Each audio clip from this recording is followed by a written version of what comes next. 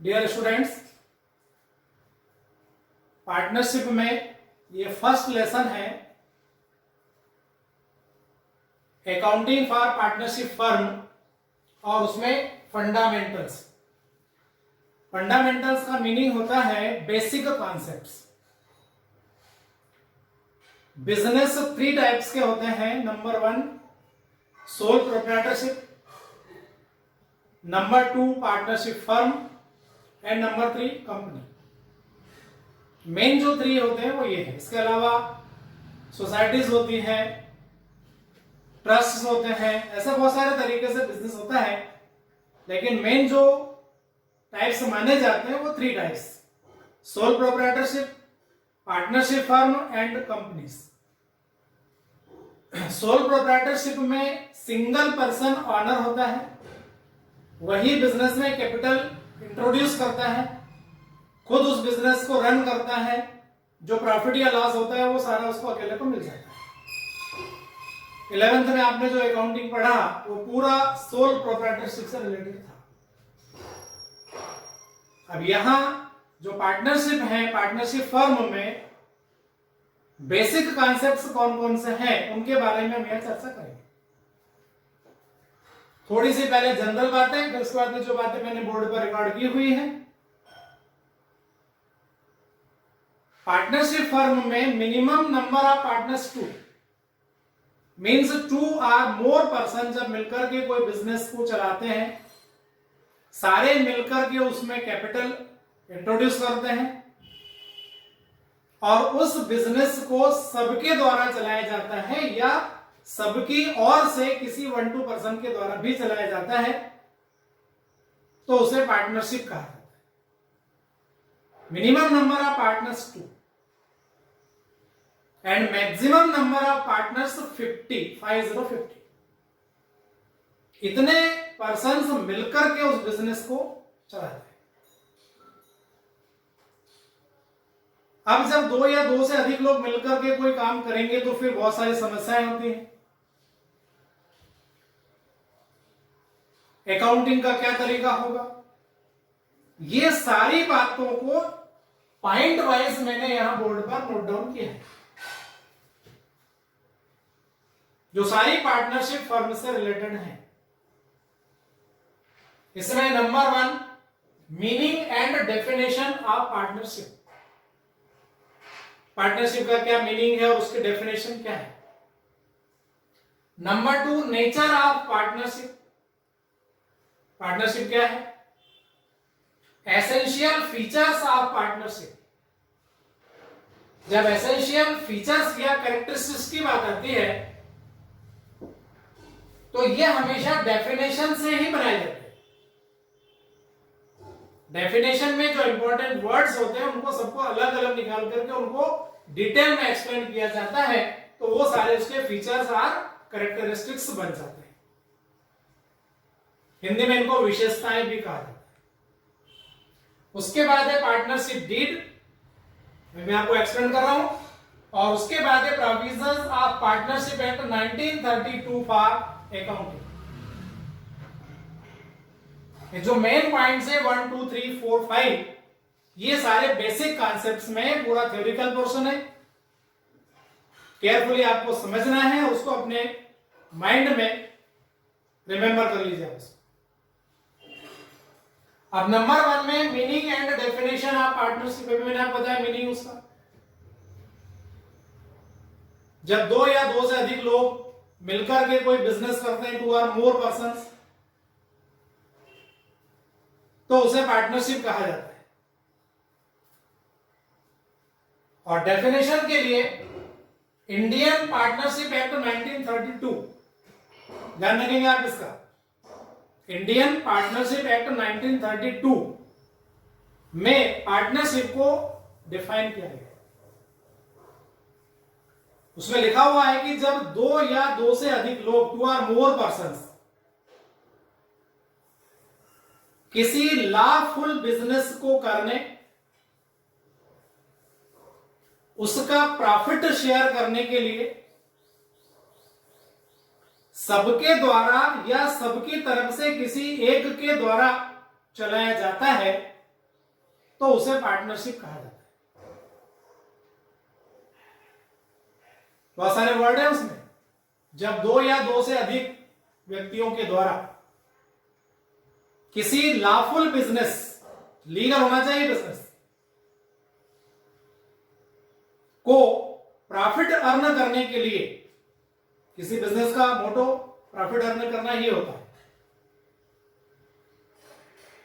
सबके द्वारा चलाया जाता है या सबकी तरफ से किसी एक के द्वारा भी चलाया जाता है, तो उसे पार्टनरशिप कहा जाता है। तो ये जो 3-4 बातें आपको मैंने बताई बीच में, ये सारे उसके एसेंशियल फीचर्स हो गए। तो फीचर्स में क्या हुआ?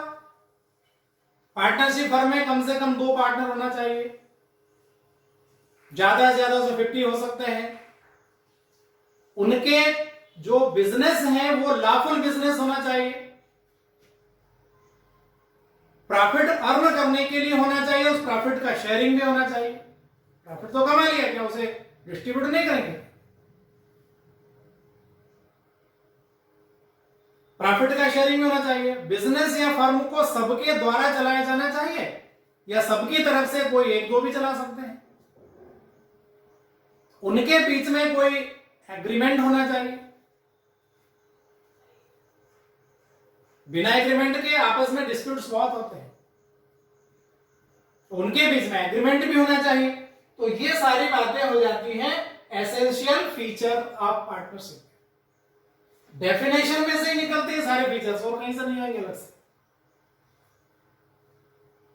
तो मीनिंग हो गया, डेफिनेशन हो गया, फीचर्स हो गया। नेचर ऑफ पार्टनरशिप जो है, फर्म की बात करेंगे।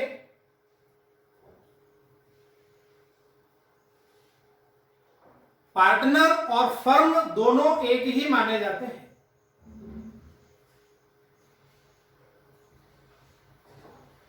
कानून की तरफ से, लॉ की तरफ से बात करेंगे, क्योंकि फर्म तो कोई खुद एक्ट कर नहीं सकती, कोई कुछ काम कर नहीं सकती, उसके सारे काम कौन करेंगे? फर्म, पार्टनर्स करेंगे। तो जो काम पार्टनर ने किया है वो ये माना जाता है कि फर्म ने ही किया है।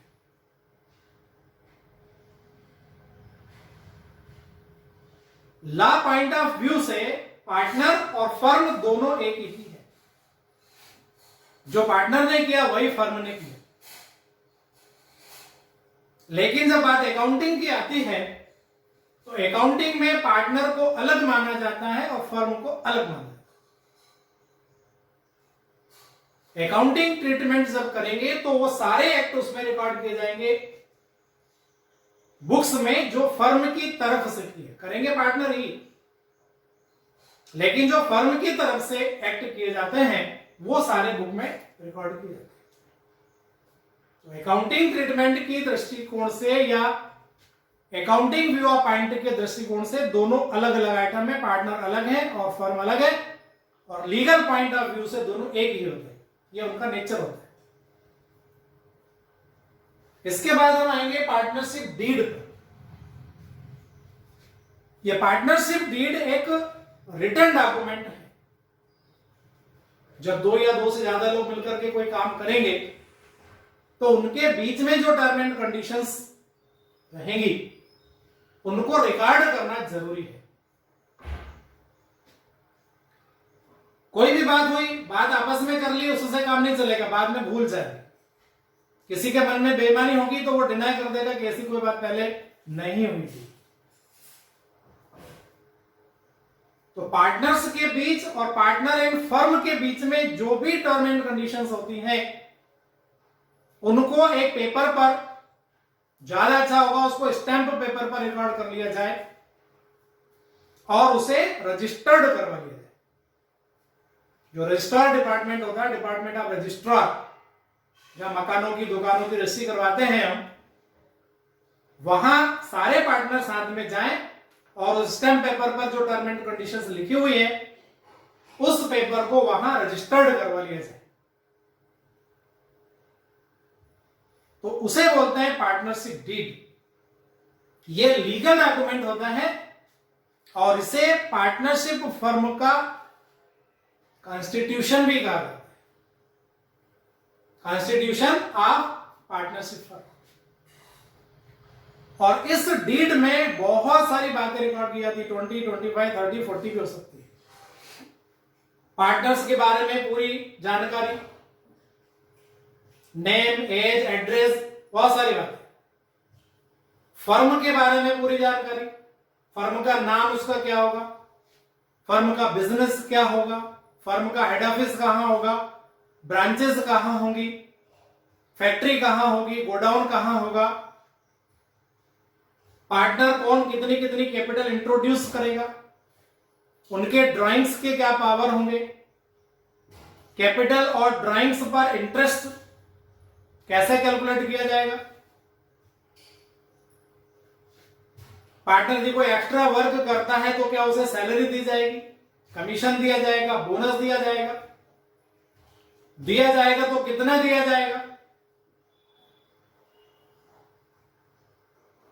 किसी नए पार्टनर को यदि एडमिशन करना है तो उसके लिए क्या रूल्स एंड रेगुलेशंस रहेंगे, किसी पार्टनर को रिटायरमेंट करना है, कोई पार्टनर बिजनेस छोड़ करके जा रहा है, किसी की डेथ हो गई है,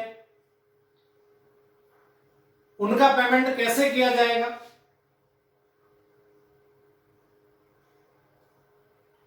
फर्म का जो बैंक अकाउंट रहेगा उसे ऑपरेट कौन करेगा, बिजनेस कौन रन करेगा, प्रॉफिट का शेयरिंग किस रेशो में किया जाएगा। ऐसी बहुत सारी बातें हैं जो पार्टनरशिप डीड में रिकॉर्ड करना जरूरी है। रिकॉर्ड करने पर कभी डिस्प्यूट होता है तो उसका इजीली सॉल्यूशन निकल आता है। ये सारी बातें लिखी हुई है, उस समय ऐसी बात हुई थी, रिकॉर्ड किया हुआ है। तो पार्टनरशिप डीड एसेंशियल नहीं है, जरूरी नहीं है। पार्टनर चाहे तो उसको रिटर्न में रखे, चाहे तो ओरली काम चला। पार्टनरशिप डीड कंपलसरी नहीं है, फिर भी पार्टनरशिप डीड बनाना ज्यादा अच्छा होता है। कोई भी डिस्प्यूट होगा उसका सॉल्यूशन उसी पार्टनरशिप डीड में मिल जाएगा। और यदि पार्टनरशिप डीड नहीं बना तो क्या होगा फिर? ओरली सब बातें हो गई, बाद में किसी पॉइंट पर डिस्प्यूट हो गया, अब डिस्प्यूट हुआ जानते हैं, फिर लड़ाई झगड़ा, कोर्ट कचहरी, कोर्ट में जाना होगा। तो उसके लिए गवर्नमेंट ने इंतजाम कर दिया पहले से ही। इंडियन पार्टनरशिप एक्ट 1932 वहां एप्लीकेबल होगा जहां पार्टनरशिप डीड नहीं है, और या जहां डीड तो है लेकिन किसी पॉइंट को उस डीड में लिखना छूट गया, भूल गए, या वो पॉइंट बाद में राइज हुआ। तो ये जो लास्ट पॉइंट हमारे पास में, provisions of partnership act 1932 for accounting. Accounting treatment के लिए कौन कौन से मेन प्रोविजन हैं जो पार्टनरशिप एक्ट में रिकॉर्ड किए हुए हैं। इसमें मेन जो है केवल 2 आपको याद रखना है जिनका हम अकाउंटिंग में यूज करें, क्योंकि झगड़ा तो केवल तब होता है जब मनी मैटर आता है। किसी पार्टनर ने कहा मुझको ये चाहिए, किसी ने कहा मुझको ये चाहिए, प्रॉफिट का शेयर इस प्रकार से हो जाएगा, सब सोचेंगे हमको मनी ज्यादा से ज्यादा मिल जाए। तो डिस्प्यूट मेनली पार्टनरशिप फर्म में मनी मैटर पर ही होता है। तो जो मनी मैटर्स हैं, यदि पार्टनरशिप डीड नहीं है, या बताया मैंने आपको डीड तो है लेकिन कोई पर्टिकुलर उसमें पॉइंट को रिकॉर्ड नहीं कर पाए, तो इसके बारे में अकाउंटिंग के लिए केवल 2 पॉइंट्स आप याद रखेंगे। Number 1, profit sharing ratio equal रहेगा। जितने भी पार्टनर हैं, जो प्रॉफिट होगा उसे सारे पार्टनर्स आपस में बराबर बराबर बांटेंगे। और सेकंड होता है इंटरेस्ट ऑन पार्टनर्स लोन। यदि पार्टनरशिप फर्म को टेम्परेरीली मनी रिक्वायरमेंट है और उसने किसी पार्टनर से लोन ले लिया है, एडवांस ले लिया है, और इंटरेस्ट के बारे में कोई भी डिसाइडेशन नहीं हुआ, तो फर्म की तरफ से उस पार्टनर को 6% पर एनम की रेट से इंटरेस्ट दिया जाए। ये बातें दोनों तब जब एग्रीमेंट नहीं है, डीड नहीं है। एग्रीमेंट और डीड, कॉन्स्टिट्यूशन सब एक ही बात है। Profit sharing ratio equal and interest on loan 6% per annum will be given to partner.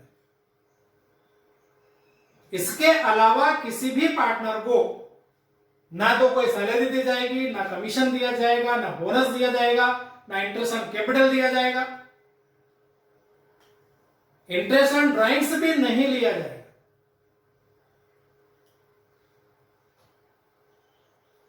यदि फर्म ने पार्टनर को लोन दिया है, अपोजिट उसका, फर्म ने पार्टनर को लोन दिया है और कोई एग्रीमेंट नहीं है, तो पार्टनर से इंटरेस्ट नहीं लिया जाएगा। जो नेक्स्ट वीडियो आने वाला है उसमें provisions of partnership act 1932 for accounting, ये जो प्रोविजन मैंने अभी आपको बताया है इनके बारे में समझाया गया है। और एक और पॉइंट उसमें आएगा, charge against profit, charge against profit और एप्रोप्रिएशन ऑफ प्रॉफिट में क्या डिफरेंस है, इनको समझाने के लिए मैंने आपको एक नेक्स्ट और वीडियो बनाया है, वो एज सुन एज पॉसिबल आपको सेंड करूंगा। Okay, thank you.